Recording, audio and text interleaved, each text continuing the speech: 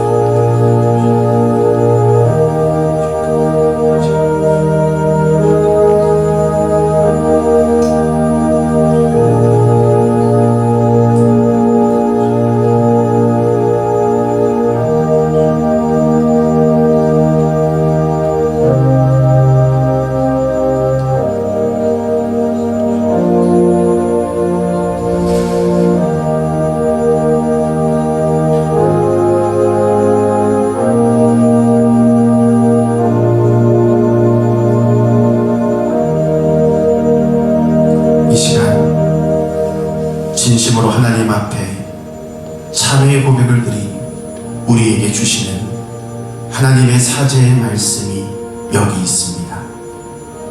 그의 노여움은 잠깐이요 그의 은총은 평생이로다. 저녁에는 울음이 깃들일지라도 아침에는 기쁨이 오리로다. 주께서 나의 슬픔이 변하여 내게 춤이 되게 하시며 나의 베옷을 벗기고 기쁨으로 띄우셨나이다. 우리에게 주신 말씀에 의지하여 모든 죄가 깨끗이 사하여졌음을 예수님의 이름으로 선언합니다. 모두 자리에 앉으셔서 하나님의 인재를 사모하며 찬양하겠습니다.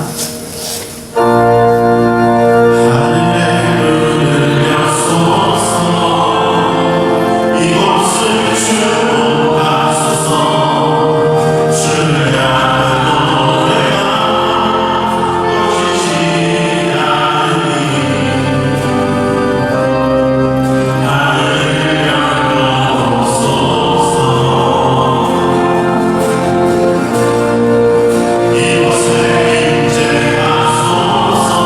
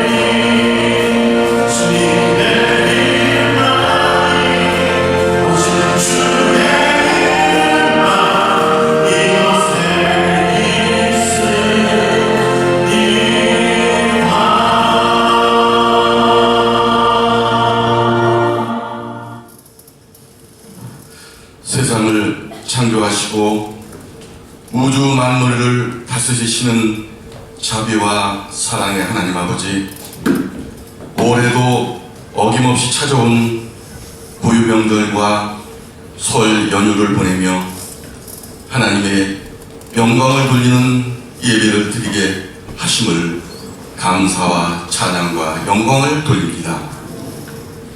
민족 고유의 명절인 설에는 조상님과 부모님들에게 효를 하는 명절이며 한 해를 넘기고 나이를 더하여 세월의 흐름을 알게 해주는 날입니다. 하지만 고귀한 뜻을 모르고 조상들에게 제물을 차리고 우상을 섬기는 가정들이 있사오니 주 안에서 조상과 웃어른을 섬기는 모습으로 예배하도록 인도하여 주시옵소서. 사랑의 주님, 새해를 맞이하면서 새로운 각오와 믿음을 더욱 굳건히 세우겠다는 계획이 숲으로 돌아가지 않도록 붙잡아 주시고 입술로만 나타내는 믿음이 아닌 진실한 믿음이 되게 하여 주시옵소서. 주님께서 주신 은혜와 놀랍고도 크심에도 감사하지 못하고 불평과 불만으로 거듭되는 삶을 살 때도 있사오니 주님의 보혈로 씻어주시어 성령의 감동으로 살아가도록 힘주시고 능력 주시옵소서. 은혜의 주님, 예인교회 성도님들 가정을 살펴주시사 올해도 하나님의 날개 아래 거하는 가정이 되게 하여 주시옵소서. 가정의 평강과 희락이 항상 샘솟는 가족이 되기를 오늘 우리에게 주시는 하나님의 생명의 말씀은 구약성경 시편 90편 10절로 12절까지 말씀입니다. 우리 모두 함께 한 목소리로 봉독합니다. 우리 연수가 70이요 강건하면 80이라도 그 연수의 자랑은 수고와 슬픔뿐이요 신속히 가니 우리가 날아가나이다. 누가 주의 노여움의 능력을 알며 누가 주의 진노의 두려움을 알리까. 우리에게 우리 날개의 수함을 가르치사 지혜로운 마음을 얻게 하소서. 아멘. 가장 가까이 있는 분을 보시고 말씀 받기 전에 이렇게 인사하겠습니다. 서울 잘 쉬셨어요? 한 살 더 잡수셨죠? 돌스토이가 쓴 단편 사람은 무엇으로 사는가, 여기 나오는 이야기입니다. 인간의 모습을 가지고 세상에 내려온 천사가 나와요. 이 천사가 땅에 내려와서 자신을 추위에서 구해준 구두집 사장님하고 같이 함께 지내게 돼요. 하루는 한 부자가 최고급 가죽을 가지고 와서 거두름을 피우면서 하는 얘기가 이 가죽으로 내가 신을 장화를 만들어 달라고 했어요. 긴 부스를 만들어 달라고 했어요. 그래서 구두집 사장님이 이거를 처음으로 천사에게 한번 맡겨서 만져보라 그랬어요. 자, 그런데 이 천사가 긴 장화를 만들지 않고 이걸 만들었어요. 굽이 없는 슬리퍼를 만들어 놓은 겁니다. 나중에 이걸 알게 된 구두집 사장이 안절부절 못했죠. 이 큰 부자한테 이거 경을 치고 어떡하나, 이 노릇을 어떻게 하나, 이거 시간도 없는데 어떻게 다시 만들지? 그러고 있을 때 아니나 다를까 그 하인이 와서, 부자의 하인이 와서 문을 두드립니다. 그리고 들어와서 하는 말이, 우리 주인 나리가 마차를 타고 오다 갑자기 죽었어요. 그래서 이제는 부수가 필요 없고요, 죽은 사람한테 신기는 슬리퍼를 만들어주세요. 그러자 천사가 이미 만들어 놓은 슬리퍼를 툭툭 털어서 하인한테 주었다는 얘기입니다. 참 의미 있는 얘기죠. 그 이야기를 통해서 우리에게 뭘 전달해 주려고 할까요? 이 부자는 자기가 가진 돈의 권력으로 자기를 드러내며 의시되면서 과시하며 산 사람입니다. 그런데 정작 자기한테는 무엇이 필요한지를 모르고 사는 사람이었다. 오직 돈의 권력으로 자기 힘을 자랑하며 의시되고 자기를 드러내는 일에만 관심이 있었다는 거예요. 물론 여러분, 내가 죽을 날을 아는 사람이 어디 있겠습니까? 하지만 정말 나한테 정말로 필요한 것이 무엇인지 모르는 이 부자처럼 사는 어리석은 사람이 지금 이 땅에 얼마나 많이 널려 있는가. 어린아이들은 나한테 필요한 것과 내가 원하는 것을 구분할 줄 모릅니다. 그래서 내가 원하면 무조건 필요하다고 달라고 하니까 이런 어린아이를 키우는 부모는 너무 힘들죠. 그런 아이의 미숙함은 철들 때까지 그대로 이어지는 거죠. 그리고 중요한 것은 오늘 예배를 드리는 우리도 나한테 정작 필요한 게 무엇인지 운동이 되고 분별을 못하는 교인들이 참 많아요. 내가 원하는 그것이 나한테 필요한 것인 줄만 알고 산다는 거예요. 우리들만의 이야기가 아닙니다. 복음서에 나오는 유대인들이 그렇게 살았어요. 예수 그리스도가 왜 이 땅에 오셔야 했는지, 자신들한테 왜 예수가 필요한지 그것을 몰랐어요. 신앙의 이름으로 신앙이 아닌 것들을 기대하며 신앙의 삶을 잘못 살았다. 그런데 문제는 오늘 우리도 그렇게 꼭 닮아 있지 않는가? 예수를 믿는다고 하지만 그것이 무엇을 의미하는지 잘 모를 수가 있어요. 그리고 하나님이 우리에게 주시기 원하시는 그것에 관심이 없고 내가 원하는 그것에만 기대하며 살면서 심지어 하나님의 관심과 내 관심이 전혀 다르다는 걸 알면서도 그 사실을 심각하게 생각하지 않고 있어요. 여러분, 어디가 설날이었죠? 많은 분들이 고향을 찾아 떠났고 또 다녀온 분들이 여기 계신데 다시 한번 생각해 보십시다. 설날이 무슨 날인 줄 알고 지내셨어요? 설날. 우리 민속 고유의 설날. 다시 한번 얘기하면 첫째는 이 설날이 선날에서 왔다라고 하는 겁니다. 계시하는 날. 한 해가 시작되는 첫날이었다라는 의미를 가지고 있고요. 또 하나의 의미는 우리말에 설다, 리을 비읍 받침을 써서 삼가고 조심한다 라는 뜻이 있어요. 그래서 어쩌면 설날의 의미는 1번보다는 이 두 번째, 이 부분이 훨씬 더 의미가 있지 않겠는가. 새로운 한 해의 시간으로 출발하면서 한 해의 인생길을 설계하면서 내 모든 언행을 삼가고 조심하는 날, 이것이 설날을 맞이하는 우리의 모습이어야 한다는 것입니다. 그래서 오늘 예인들 모두가 오늘 주시는 하나님 말씀을 통해서 우리 인생의 남은 날들을 어떻게 살아갈까, 올 한 해도 우리가 어떻게 살아갈까, 이 시간에 하나님 음성을 듣기를 원합니다. 지난 수요일에도 이 본문으로, 똑같은 본문으로 설교하면서 귀한 말씀을 나눴는데 요약하면 그런 겁니다. 첫째는 우리 시간에 주인이 계신다라는 것. 그러다 보니까 내 시간이지만 내 시간에 주인이 계시기 때문에 나의 시간을 주인의 뜻에 합당하게 사용해야 한다. 그리고 그 주인의 뜻에 합당하게 사용한다는 것은 구체적으로 뭐냐? 내가 가진 시간의 사용의 우선순위를 주인 되시는 하나님이 원하시는 그것부터 사용하는 것이 하나님의 뜻에 합당하게 사용하는 거예요. 그 마지막 중요한 건 뭡니까? 내게 주어진 1분 1초의 시간이 시간이지만 사실은 따지면 그것이 나의 생명이라는 거죠. 시간을 낭비하는 것은 생명을 낭비하는 것이고, 시간을 허비하는 것은 내 생명을 허비하는 것이다.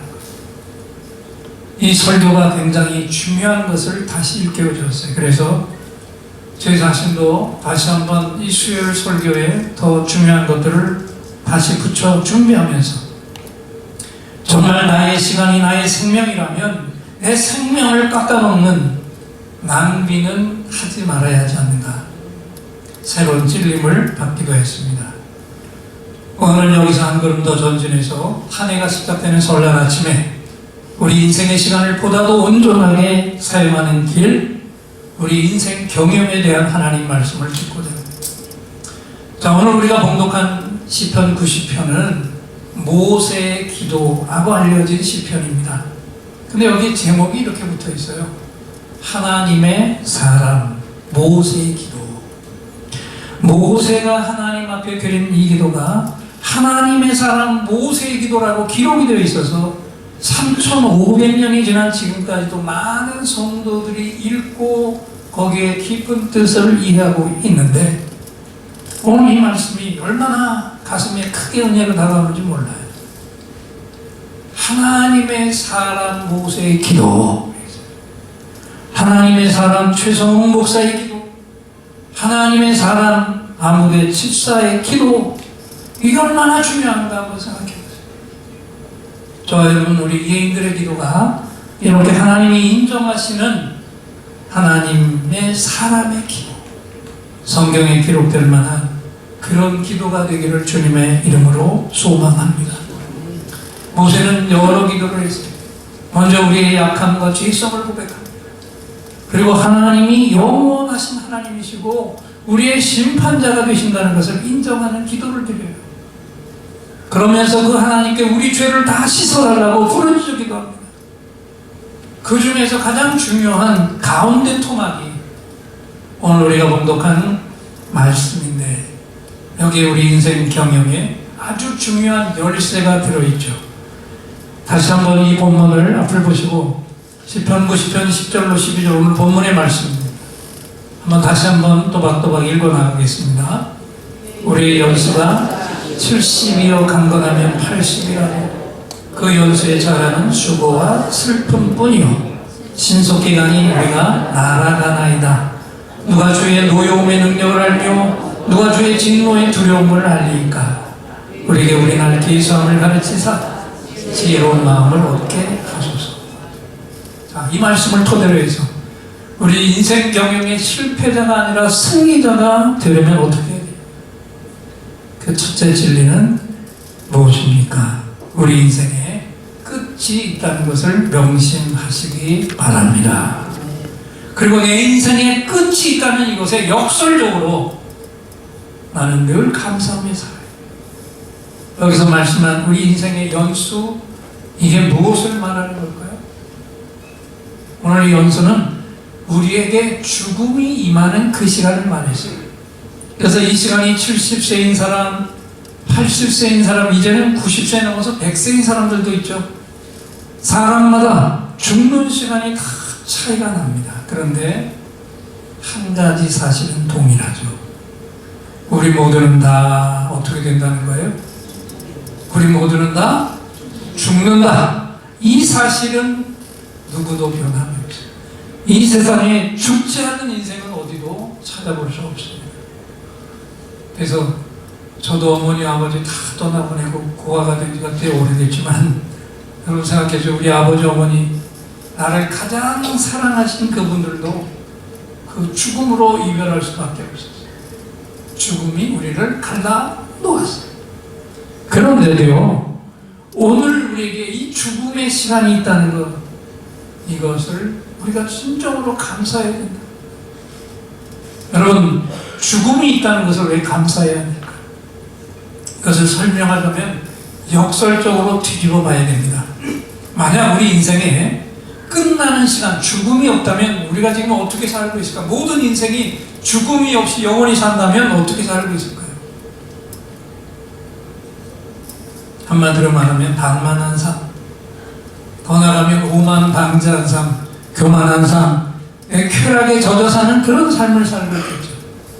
우리 시간을 허비하면서 살고 어쩌면 허비한다는 의미조차도 존재할 필요가 없을 거예요.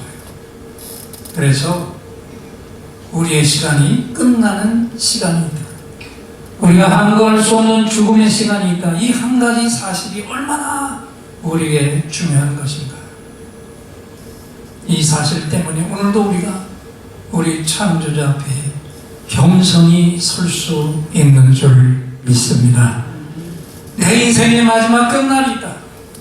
이것을 알고 사는 자, 이것을 늘 의식하고 사는 자는 결코 그가 어떤 생애를 살지라도 실패의 인생이 아니며 승리자의 삶을 살고 있는 것이죠. 오늘도 우리가 우리 인생 경영에 실패자가 되지 않기 위해서 내 인생의 끝이 있다는 것, 이것을 알고 감사하는 마음으로 사시기를 주님의 이름으로 축원합니다.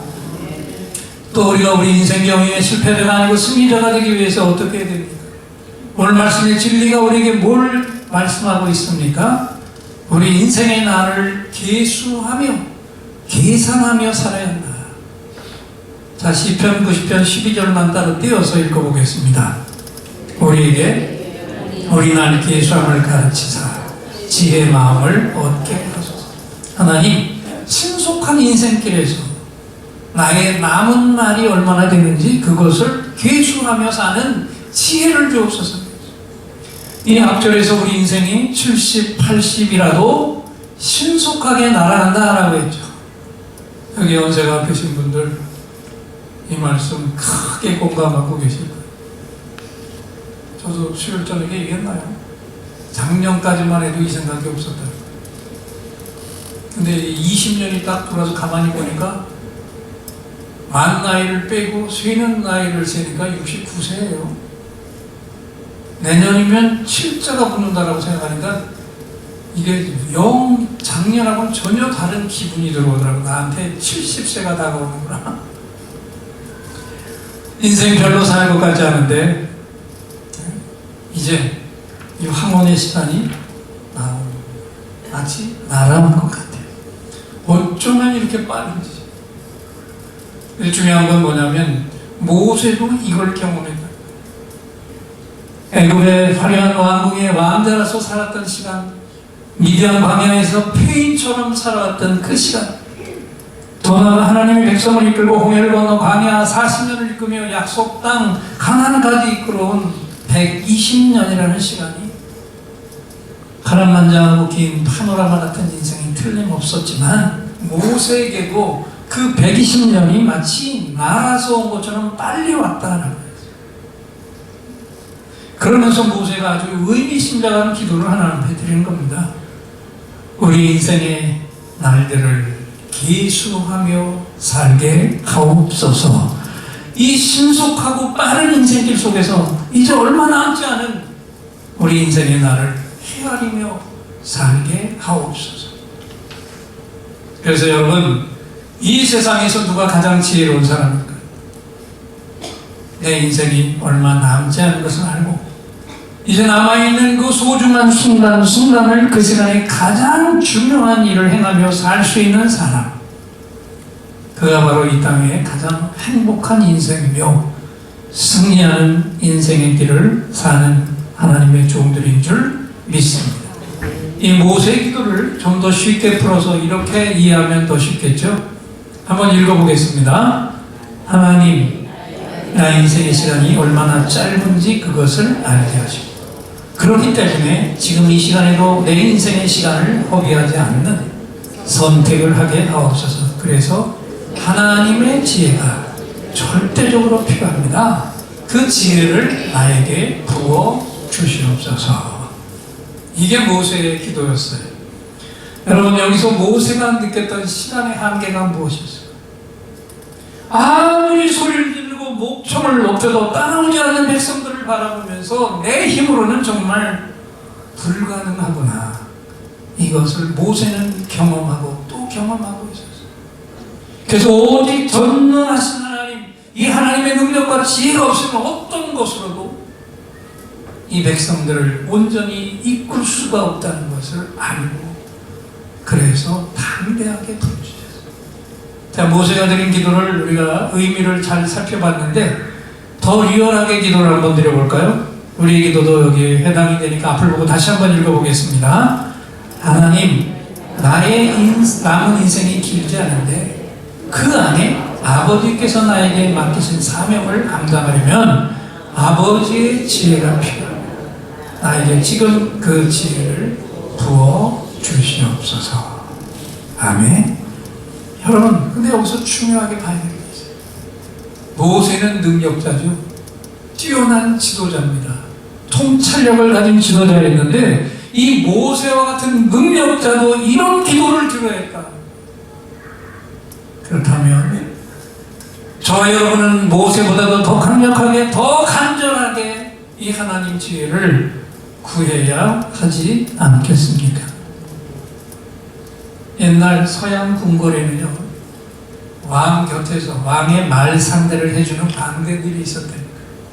그런데 하루는 왕이 자신의 지팡이를 그 광대에게 주면서 이런 명령을 했어요. 일주일 후에 내가 모든 신하를 불러 모을 건데 이 모인 사람들 중에서 가장 지혜롭지 못한 한 사람을 찾아서, 가장 어리석은 사람을 찾아서 이 지팡이를 주어라. 이 지팡이를 받게 되는 그 사람에게는 내가 죽음의 벌을 내릴 것이다. 명령을 합니다. 그래서 한 주간 동안 이 명령을 받은 광대가 어떤 신하가 가장 어리석은 신하인지 찾고 또 찾았어요. 그리고 시간이 한 주간이 흘렀습니다. 모든 신하들이 왕 앞에 다 모였고 드디어 광대가 지팡이를 들고 왕 앞에 섰어요. 이제 그 광대가 지팡이를 넘겨주는 그 한 사람은 그 자리에서 반드시 죽어야 돼요. 모든 신하들의 눈이 오직 그 광대가 들고 있는 지팡이에만 가 있었습니다. 저 지팡이가 혹시 나에게 죽으면 어떡하나. 그때 이 광대가 걸어 나오더니 왕 앞에 큰 절을 올리고 그 지팡이를 높이 들어서 왕에게 들려줍니다. 아니, 이 지팡이를 여기 모인 사람들 중에 가장 어리석은 사람에게 주라고 했는데 왜 다시 나에게 돌려주느냐? 그러자 광대가 말합니다. 왕이시오, 제가 이 왕궁 안에 있는 모든 사람들을 한 주간 동안 둘러보았고 그 중에서 가장 지혜롭지 못한 한 사람을 찾았습니다. 그 가장 지혜롭지 못한 사람이 바로 당신 왕이시라는 것을 알게 되었습니다. 왕이 호통을 칩니다. 무엄하다. 왕이 내가 어찌 가장 어리석은 사람이란 말이냐? 무슨 근거로 그런 판단을 했느냐? 내 판단의 근거가 옳지 못하면 네가 대신 죽어야 될 것이다. 이 광대가 잠시 호흡을 거르고 말을 합니다. 왕이시오, 이곳에 모인 모든 신하들은 내가 죽을지도 모르는다는 이 생각 때문에 한 주간 동안 모두 다 죽을 준비를 하고 살았습니다.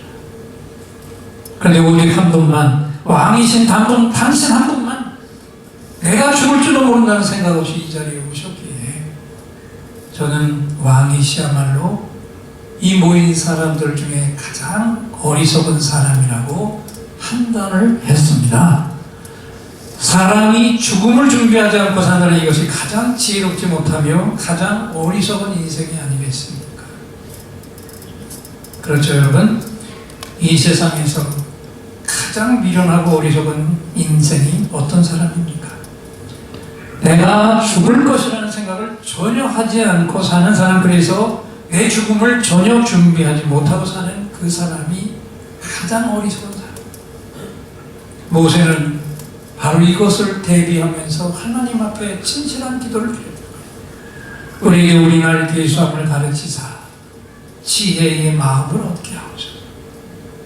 바랍니다. 저는 이 기도가 저와 여러분의 기도가 되어서 우리도 모세와 같은 인생 경영의 승리자가 되시기를 축원합니다. 이제 마지막으로 우리 인생 경영에 또 실패자가 아니고 승리자가 되기 위해서 우리는 어떻게 우리 인생을 바라봐야 되는가? 마지막 세 번째는 우리 인생의 비전과 목표를 하나님 앞에서 분명히 해야 한다는 거죠. 자, 시편 90편 16절입니다. 앞을 보고 한 번 더 읽겠습니다. 주께서 행하신 일을 주의 종들에게 나타내시며 주의 영광을 그들의 자손에게 나타내소서. 우리는 떡으로만 사는 존재가 아니죠. 하나님 입에서 나오는 말씀의 힘으로 살아가고 있고, 더 중요한 것은 우리는 꿈을 먹고 사는 존재다. 그래서 성경은 뭐라고 얘기합니까? 비전이 없는 백성은 망할 것이다 라는 얘기죠.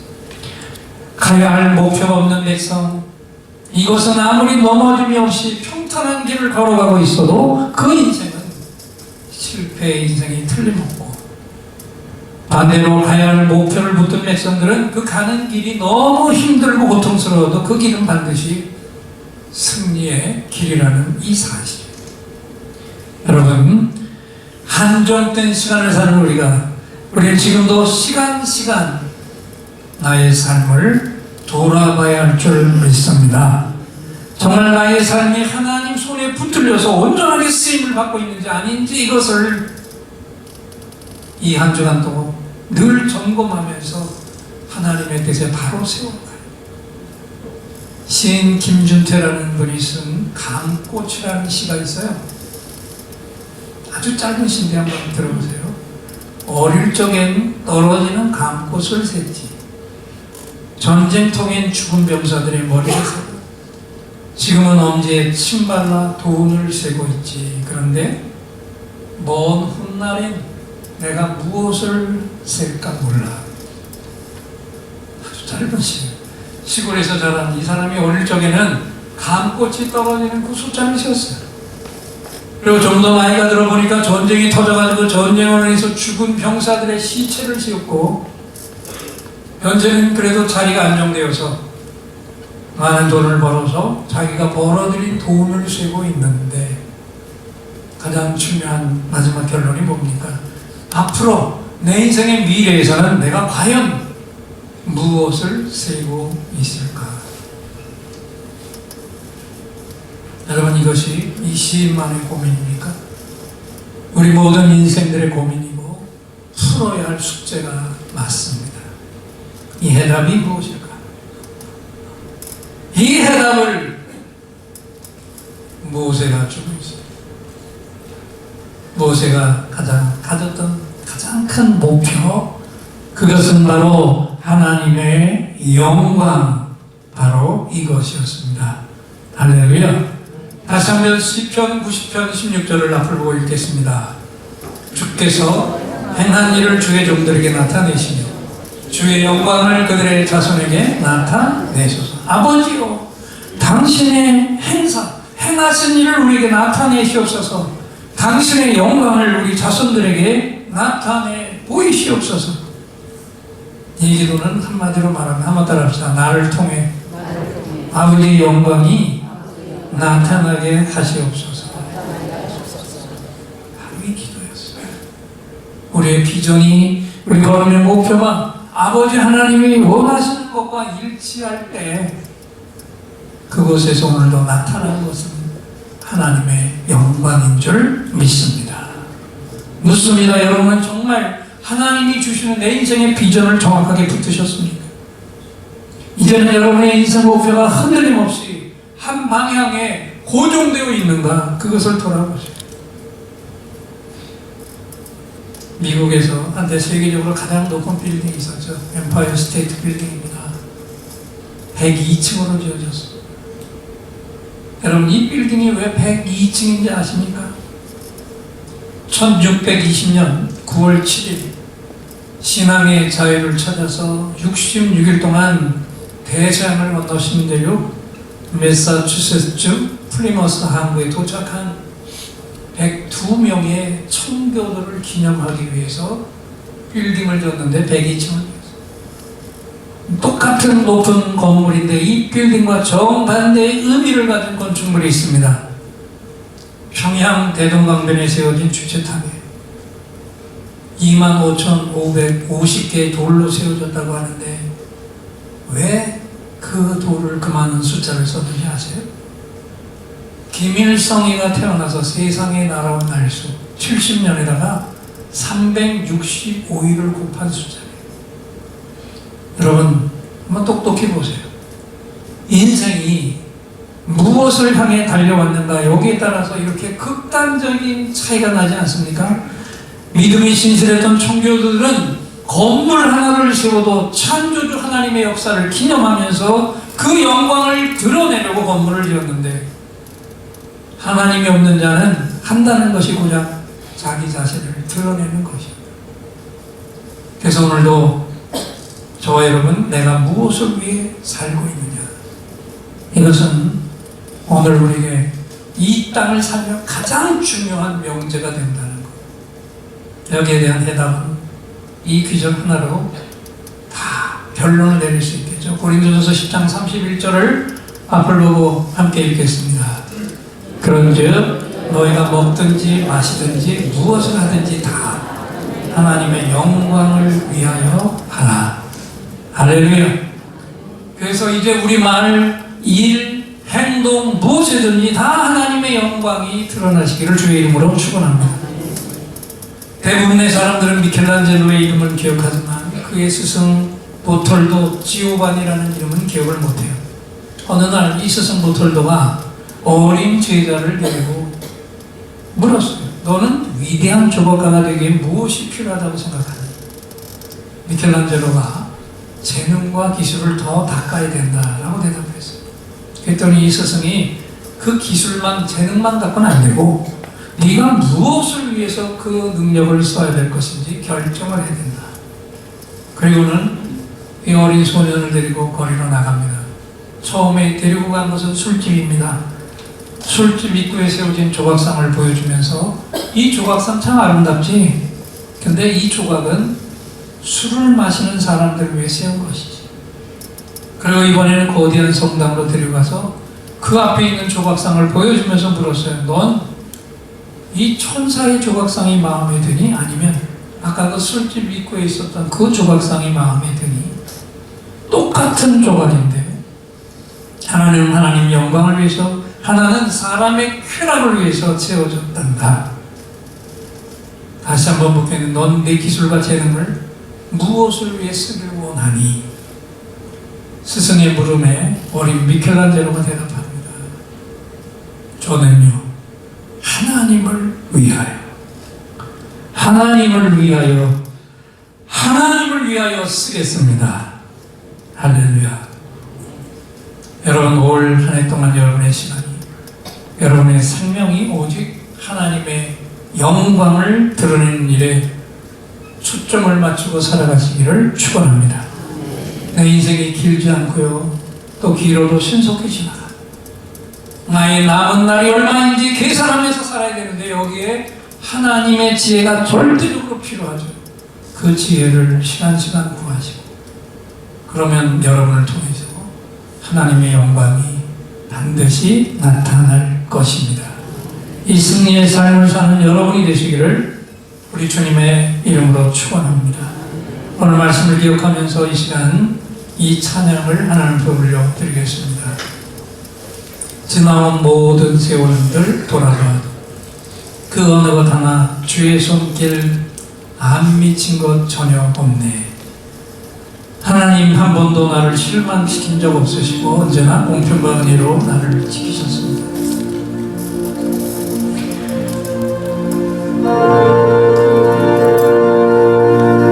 하나님 한 번도 나를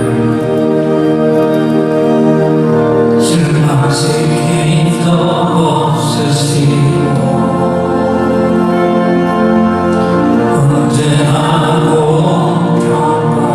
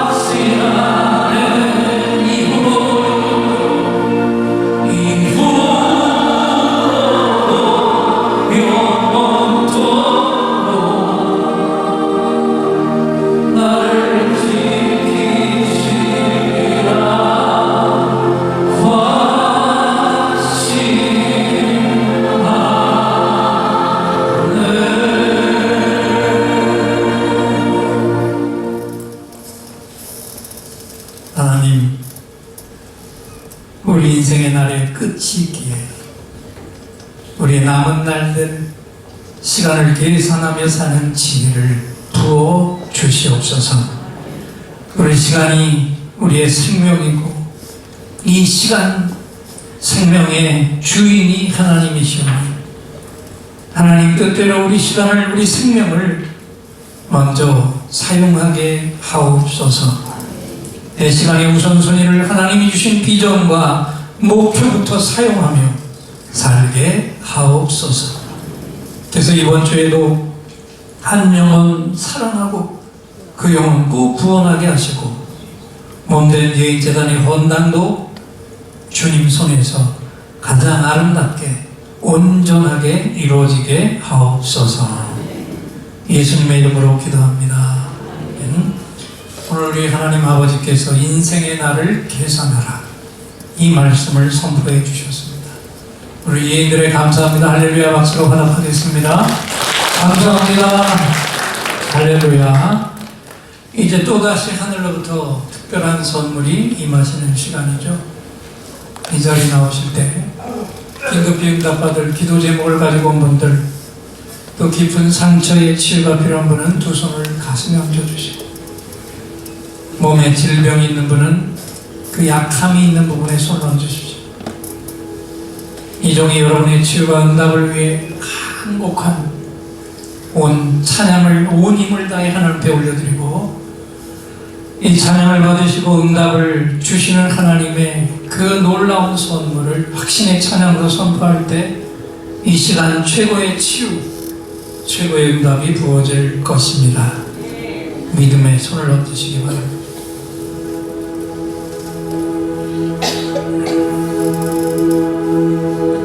오늘 이곳에 성령님 오셔서 우리의 상처, 우리의 질병을 주여 우리의 영혼을 만지사 생명처럼 뛰게 하옵소서.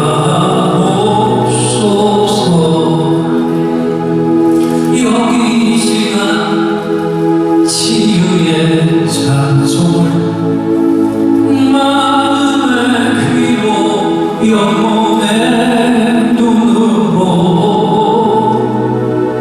오직 주님을 찾는 이 가슴에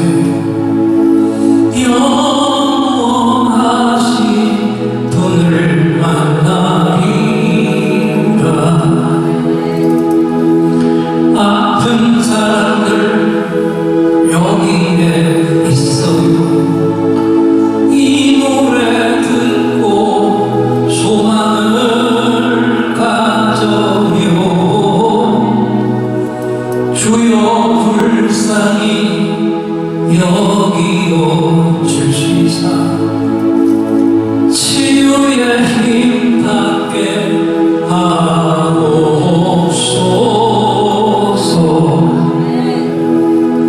내가 너에게 치유를 주노라. 세상이 빼앗을 수 없는 치유를 오 너희의 아픔과 상처 하늘의 빛으로 치료하여 주노라. 일어나라 소망으로, 일어나라 예수를 믿음으로. 너의 믿음대로 되는 나라에서 하늘의 문이 열려 모든 병이 사라지네.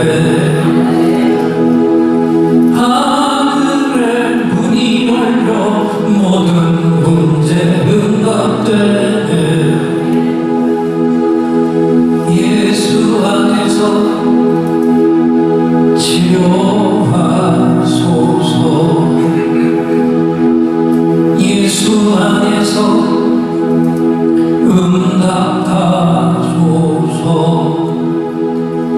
예수 안에서 살게 하소서. 예수 안에서 일으키소서.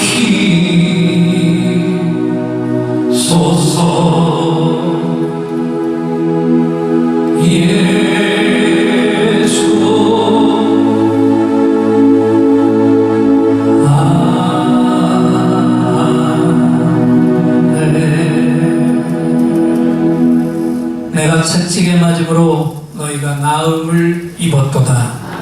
아멘. 준비한 예물 하나님께 드릴 때 김선직 장로님, 김혜란 집사님 찬양. 축도로 예배를 마칩니다. 21세기 한국과 전 세계 미전도 종족의 영원 추수를 앞당길 수 있는 이스라엘의 회복을 위해 하나님의 강력한 임재의 예배, 치유의 능력, 섬김과 나눔의 사랑 실천을 통해 잃어버린 영혼을 구원하고 양육하는 전 교인 평신도 목자가 되게 하옵소서. 아멘. 옆에 분을 바라보시고 인사하겠습니다. 내 옆에서 예배 드려주셔서 너무 행복했습니다. 마지막 찬양 힘차게 부르고 축도로 예배 마칩니다.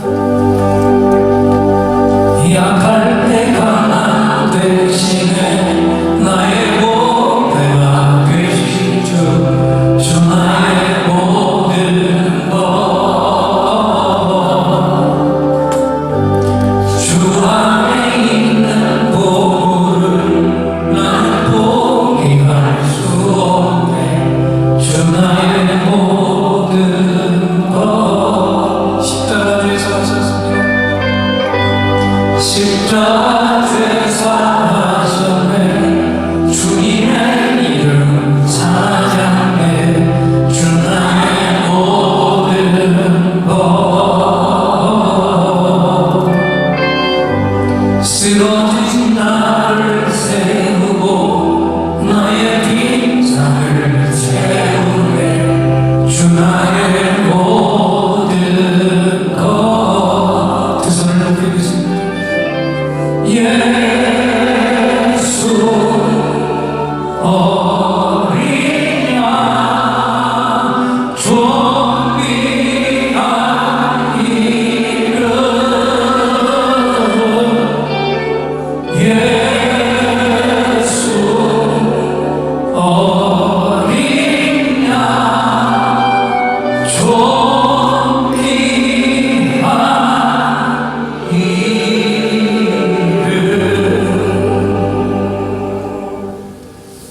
지금은 우리 주 예수 그리스도의 은혜와 하나님 아버지의 무한하신 사랑과 성령 하나님의 감동 감화 교통하심이 오늘 인생의 남은 날을 계수하며 하나님의 지혜로 이 땅을 하나님의 나라로 세워나갈 것을 굳건히 말씀받고 고백하고 결단하며 예배를 드린 종들과 함께하지 못한 우리 모든 가족들, 또 우리가 건재할 바로 그 영혼 위에 이제로부터 영원토록 함께 계실지어다.